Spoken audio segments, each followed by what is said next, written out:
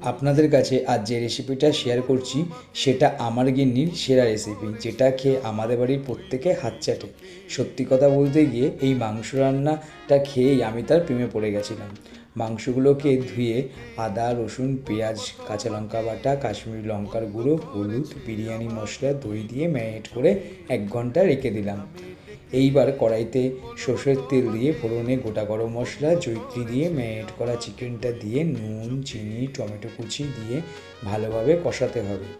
কষানো হয়ে গেলে 1 কাপ দুধ, সামান্য জল দিয়ে ঢাকা দিয়ে দিলাম। 10 মিনিট পর ঢাকা খুলে ঘি, বাটার আর 200 ml ফ্রেশ ক্রিম দিয়ে নাড়াচাড়া করে নিলেই তৈরি এই রকম সুস্বাদু মালাই চিকেন। রেসিপিটা যদি খুব ভালো লেগে থাকে সাবস্ক্রাইব ও ফলো করে পাশে থাকবেন। কমেন্ট ও শেয়ার করতেও ভুলবেন না কিন্তু।